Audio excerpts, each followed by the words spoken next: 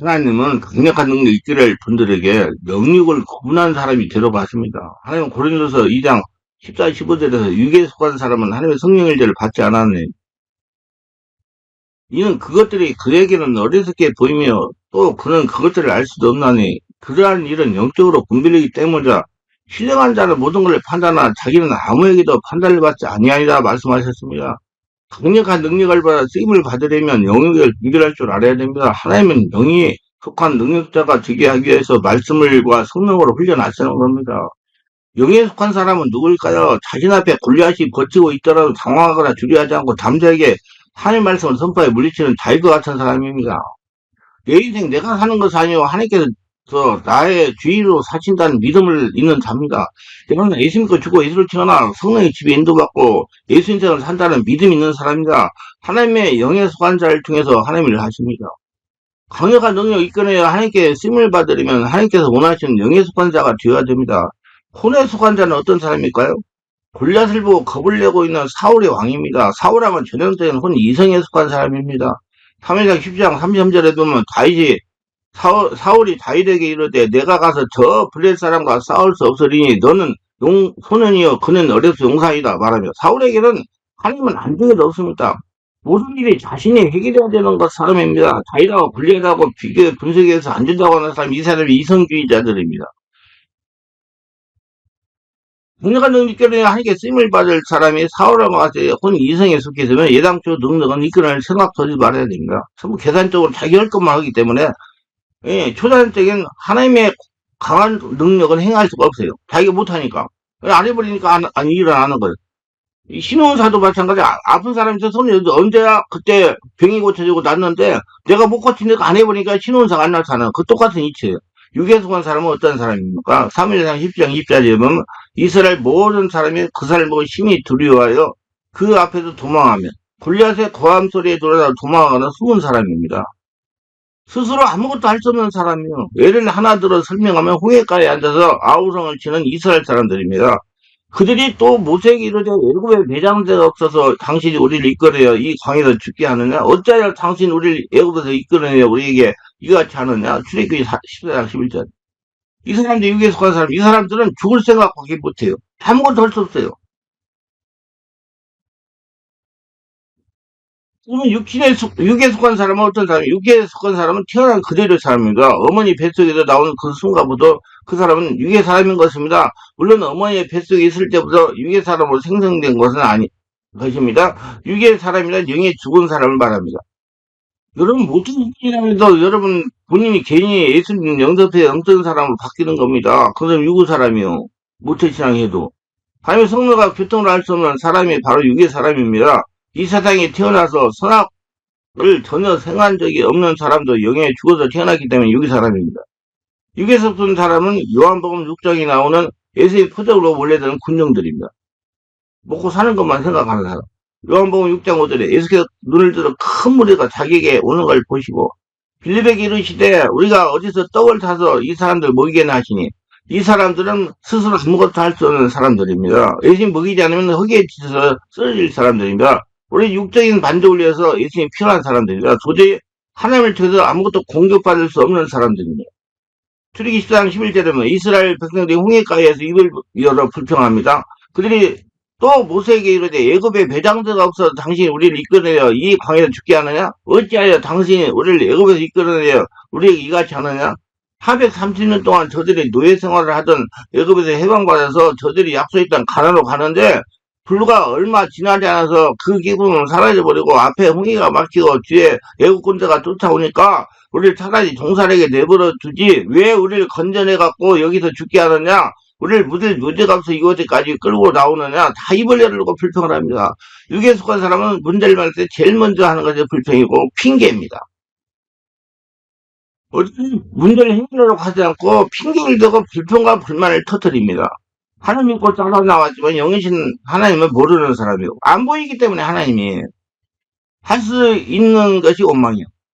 남을 탓합니다. 모세를 탓하고 하나님 원망했어요. 문제가 생겼을 때 내가 문제가 무엇일까 내 자신을 살펴야 되는데 당신 때문에 그래서 원망은 문제가 더 커져버립니다. 하나님께서 하신다는 믿음이 없으니 원망합니다. 이스라엘 백성이 스스로 광야에 들어가서 사흘 동안 물을 얻지 못해 목이 타서 죽을 지경이었어요. 그러자 호수를 발견했는데 뛰어가서 물을 마셔보니 물이 있어서 마실 수가 없었습니다. 그렇게 쉽게 문제가 해결되는 게 아니에요. 하나님이 자꾸 가르칩니다. 하나님이 지금 살아계신 하나님이 함께 한다는 걸 알기 위해서. 그 물이 있는데 물을 먹으니까 써서 말씀 이렇게 화났어요. 하나님이.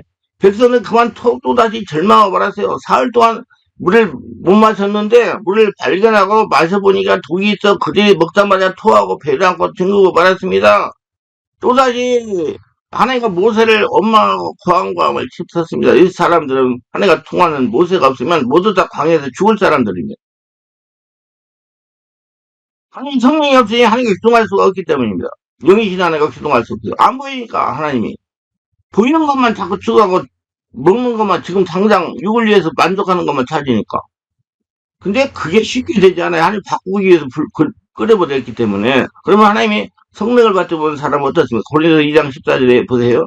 육에 속한 사람은 하나님의 성령 일들을 받지 않으니 이는 그것들이 그에게는 어리석게 보이며 또 그거는 그것들을 알 수도 없나니 이러한 일은 영적으로 분별하기 때문이다. 육에 속한 사람은 하나님의 성령을 받지 못한 사람이다. 하나님의 성령을 받지 못한 사람은 하나님의 성령 일들을 받지 않습니다.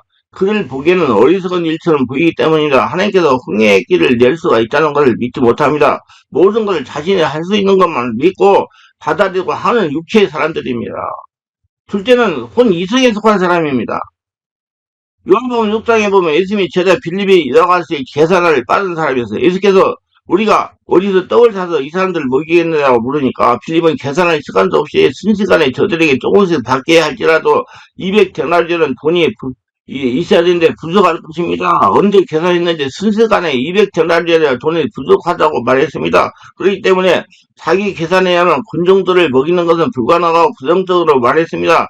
빌립의 계산은 정확한 듯 보이지만 빠르게 계산한 비상한 두뇌를 가지고 있었지만 결정적인 결함이 있었습니다. 예수님 모시고 있는 사람, 예수님을 믿는 사람 문제가 생길 때 계산할 때 반드시 예수님 계산에 넣어야 되는데 빌립은 예수님 계산을 넣지 않았습니다. 강력한 능력을 이끌어낼 사람은 무엇을 하든지 문제가 생기면 그 문제에 예수님이 계산에 넣어야 되는 겁니다. 예수님이 나와 함께 계셔도 우리가 함께 문제를 해결하자고 생각해야지. 예수님만 계시면 모든 것이 다 해결되고 생각해야지. 예수님을 생각하지 않고 문제만 바라보고 우리가 해결을 한다면 잘못을 범하게 되는 것입니다. 그래서 그걸 바꾸려고 예수님이 광야훈련을 시키시는 거예요. 하나님 원하시는 사람은 인간적으로 계산이 빠른 머리가 좋은 사람이 아니라 믿음의 사람, 주님이 원하시는 것입니다. 믿음의 사람은. 하나님이 함께 하신다는 믿음을 하나님께 물어서 하나님의 주시는 지혜로 뭐든지 해결된다는 믿음 있는 사람. 빌립의 문제만 바라봤기 때문에 큰 실수를 했습니다. 예수님은 어제나 오늘이나 영원히 동일하시며 능치 못하심이 없는 그리스도의 계산해놓고 모든 걸 보았다면 다른 대답이 나왔을 것입니다. 예수께서는 요한복음 6장 5절 7절에 예수께서 눈을 들어 큰 무리가 자기에게로 오는 걸 보시고 빌립에게 이르시되 우리가 어디서 떡을 사서 이 사람도 먹이나 하시니 이렇게 말씀하시면 친히 어떻게 하실지를 아시고 빌립을 시험하고 하심이라 그랬어요. 요한복음 6장 5절 7절에 성경이 딱 증명이 돼 있어요. 뭐 이 많은 군적을 어디서 떡을 사서 먹이느냐? 주님이 물으실 때 몰라서 물은 것이 아니라 어떻게 할 줄 다 아시면서도 빌립의 믿음을 시험해 보셨다는 거예요. 여러분도 시험해 보신다니까요. 빌립이 대답하되 각 사람으로 조금씩 받게 할지라도 200데나리온의 떡이 부족하지라. 사람의 수는 인산인하이신데 어떻게 이 많은 군적을 먹일 수가 있겠는가? 돈이 엄청나게 들어서 다 먹이고도 200데나리온 돈이 부족할 것이라고 말했습니다. 그뿐만 아니라 떡을 살 곳도 없고 예수님이 이런 마음에 들지 않은 질문을 하셨는지 빌립은 기분이 좋지 않았습니다. 그 눈에는 인산인의 사람들이 보이고 광야가 보이고 텅 빈 호지머니가 눈에 보이고 떡 살 곳이 없는 것이 눈에 보이지 예수님 보이지 않았습니다. 천지만물 처음부터 움직이시는 예수님을 보이지 않았어요. 예수님과 같이 있는데 예수님 못 봤습니다. 문제만 바라봤어요. 계산 속에만 빠졌어요. 우리도 이렇게 생활할 때가 많죠. 예수님 볼 때마다 내가 세상 끝날까지 항상 너와 함께 있겠다 말씀하셨는데 문제가 생기면 문제만 보이고 같이 계신 예수님은 안 보입니다. 계산을 넣지 않습니다. 주님이 나와 같이 계시니 주께서 이 문제를 나와 함께 해결해 주실 줄 믿습니다. 주님 의지합니다. 주님은 하실 방도가 있으십니다. 주님은 모든 것을 하실 수 있습니다. 이렇게 하지 않고, 아이고, 나 죽겠다. 이제 큰일 났다. 이 문제를 파산하겠다. 그런 부정점을 먼저 말을 하게 되는데, 이런 중대한 잘못을 저지르는 겁니다. 우리 인생을 살아가는 경험에서 사물을 판단하면 큰 실수를 하게 되는 것입니다. 인생을 살면 초년에 실패를 하니 여러 번 계속가 어려움을 당하면 그 다음에 어떤 생각이 들어오냐 하면 할 수 없다, 못한다, 안 된다, 난 능력이 없다. 그 다음에 좋은 기회를 생겨나도 그 기회를 잡지 못하고 땅에부터 기어다니는 것입니다. 이게 잠재의식을 그래서 치유하라는 거예요. 그래서 예수 태어나가지고 성령으로 집에 장악 잡고 예수 인생을 쓰려는 거예요. 영의 사람 바꿔주라고요. 하나님이 주인된 사람 바꿔주라고요. 여러분, 자기 안에 실패가 경험된 사람 그걸 빨리 치유해가지고 하나님의 은혜로 다 될 수 있다는 믿음을 바꿔야 됩니다. 사람도 한계를 가지고 있기 때문에 자신이 경험만으로 판단하면 안 된다, 못한다, 불가하다고 결론을 내리게 되는 겁니다. 그러나 우리는 우리의 능력이나 우리의 경험으로 계산이 안 됩니다. 예, 그렇게만 계산하면 안 돼요. 우리는 항상 예수 모시고 계산해야 되는 겁니다. 예수 믿고 죽고 예수 태어나 성령의 집에 인도받고 예수 인생을 사는 사람이기 때문에 내 앞에 있는 문제를 내가 해결하는 거 아니고 하나님이 해결하신다는 그 믿음이 잘 될 때나 못 될 때나 내가 성공했을 때나 못했을 때나 그걸 문제가 되지 않는 겁니다. 예수님이 나의 주인으로 같이 계심으로 예수님이 나의 인생을 살아가심으로 예수님이 계산하고 나가면 주님이 우리를 데리고 사망의 엄청 골짜기에 승리하게 해주시고 원수의 목전에 상을 베풀어 주시는 것입니다. 우리가 아무리 계산을 잘한다고 하더라도 하나님보다 잘할 수 없습니다. 그러면 하나님께 집중하는 하나님께서 하라는 대로 하는 것입니다. 이게 훈련이에요. 그게 광야 훈련을 시키는 거예요.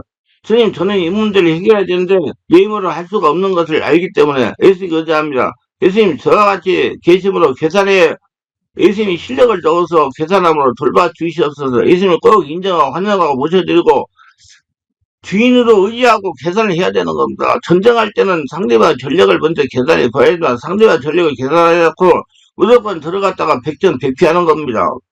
이스라엘 백성이 가나안 땅에 들어갈 때 모두 12전사꾼을 보낸 것을 미리 적군의 군사력이나 경제력을 계산해 넣어서 이길 수 있는 없느냐를 알아보고 작전계획을 세우려고 한 것입니다.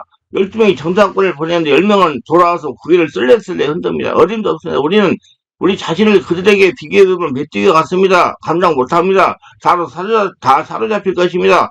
하나님의 말씀을 조금도 생각하지 않고 살아있는 하나님의 지금 동행한다는 믿음은 없고 하나님의 계산에 넣지 않고 이스라엘 백성 힘만 바라보고 자기 능력만 바라보고 나가니까 가나안 족속에게 그저 감당할 수 없다고 말했습니다. 근데 여호수아 갈렙은 하나님의 주인으로 계시니 하나님을 계산하고 갔기 때문에 아니요. 그 사람들은 우리 밥입니다. 들어가서 우리가 잡아먹으면 되는 것입니다. 하나님 우리와 같이 계심으로 우리의 것입니다. 그 완전히 계산이 달랐습니다. 하나님은 계산을 아는 사람은 우리들은 그들이 비해서 메뚜기라고 말하라고 계산을 하나님을 주인으로 믿고 계산을 넣어서 계산한 사람 우리는 그들을 잡아먹는 사람이요. 밥이라고 그랬습니다. 메뚜기하고 밥하고 얼마나 틀립니까? 메뚜기는 밟아버리면 죽지만 밥은 먹잇감이 되는 것입니다. 그 애굽 사람을 열정상꾼은 거인이라고 우리는 메뚜기라고 봤지만은 이 여호수아 갈렙은 하나님이 주인 됐기 때문에 하나님의 눈으로 바라보기 때문에 밥이라고 해서 그들 먹어버리면 된다. 인생에 다가오는 현실 문제는 하나님과 같이 계시면 다 밥입니다. 현실 문제가 생기면 즐겁게 생각이지 두려워할 필요가 없는 겁니다. 하나님이 같이 계시기 때문이구나. 우리가 하나님이 계시면 언제나 환경을 바라보고 두려워하지 않고 예수님의 계산을 넣었기 때문에 합력하여 이기게 될 것을 계산해야 되는 것입니다. 하나님을 사랑한다. 그 뜻대로 부르심을 입은 자들이 모든 것이 합력하여 선을 이룬다고 말한 겁니다.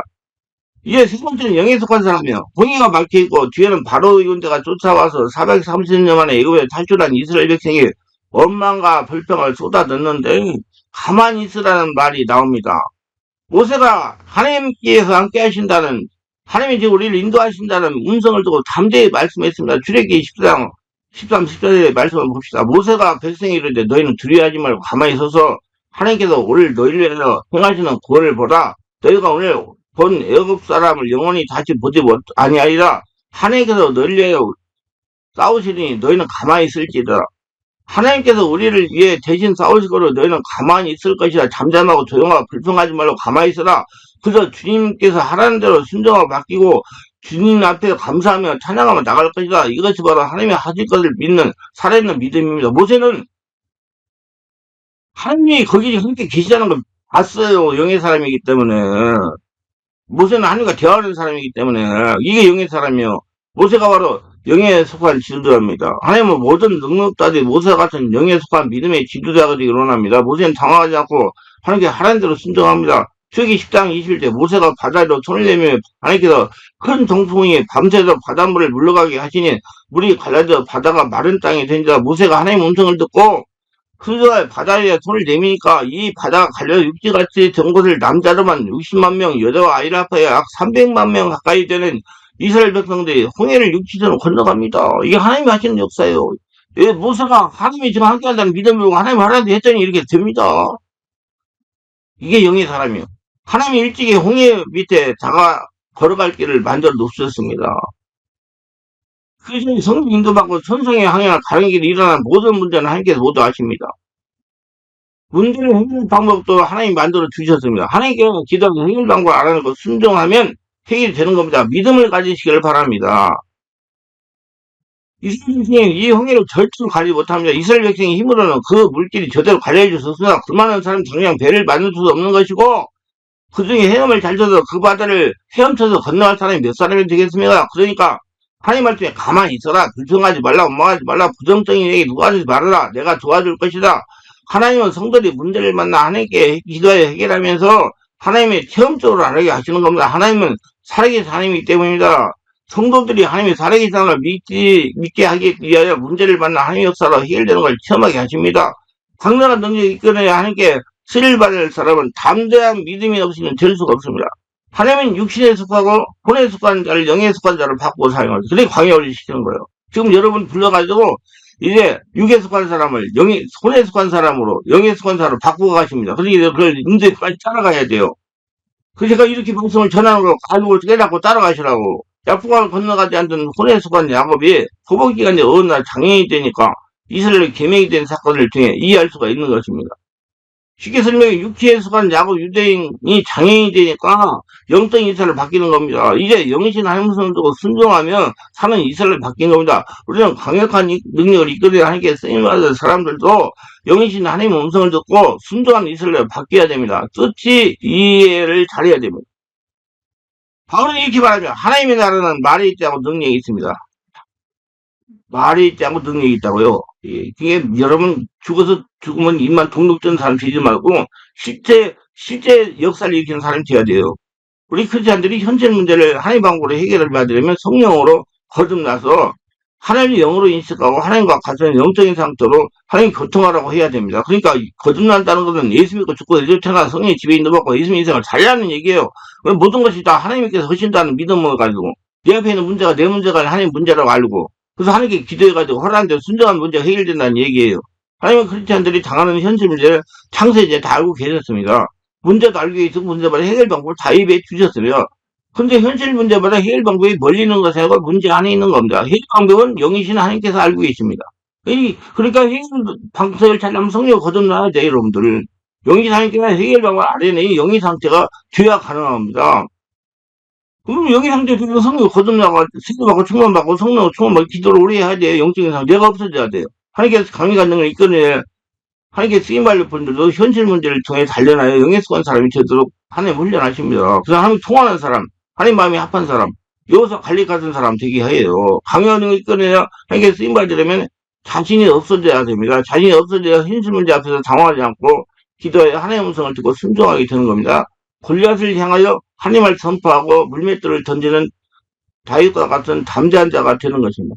하나님은 강력한 능을 이끌어내야 하나님께 쓰임받을 분들이 모두 다윗과 여호수아 갈렙과 같은 영에 속한 담대한 지도자 되기를 원하십니다. 그래야지 하나님 말하는 거 듣고 그대로 해주세요. 바다물을 가르는 역사를 일으킬 수가 있어요. 담대한 사람. 그리고 여호수아 머리 강호 담대하라. 강호 담대하라. 왜 강호 담대?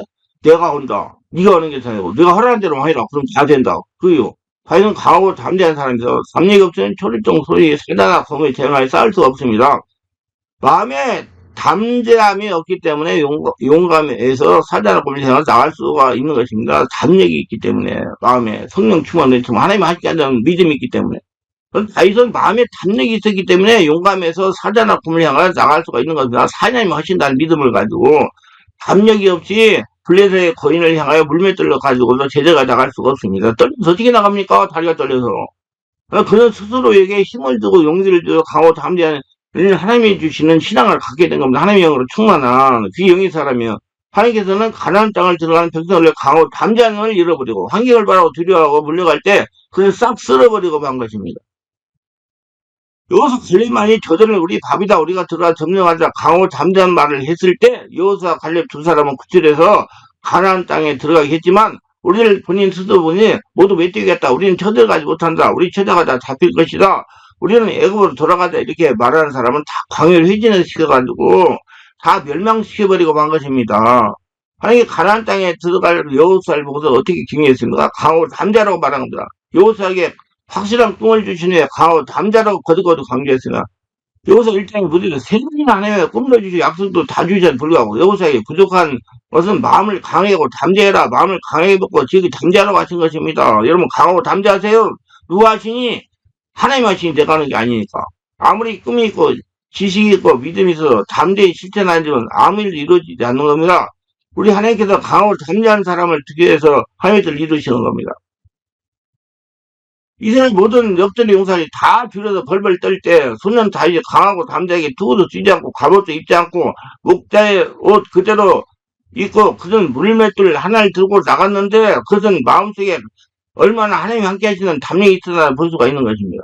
이걸 강하 담대한 자 되어가지고 하나님이 기적을 일으키며 승리하는 영적인 하나님과 통하는 하나님과 교통하는 하나님 음성도 순종하는 복된 자 자되기 바랍니다. 기도합니다. 영광의 하나님 월드서 이 설교를 끝까지 시청하신 분들 축복하옵소서. 특별히 구독, 좋아요, 알람 설정, 공유하심을 축복하시고 성령 충만마다 자신이 지금 어떤 상태인지 바르게 깨닫고 성령 인도를 받으며 자꾸자꾸 육체가 혼으로 사람이 영의 사람을 바꿔가는 복전자가 돼서 하나님께 쓰임을 받으며 하나님의 영광을 돌리며 다 자기 인생 꼬인 것들을 깨닫고 풀어가는 복전자가 다 되게 하소서. 예수님 이름으로 기도드리나이다. 아멘.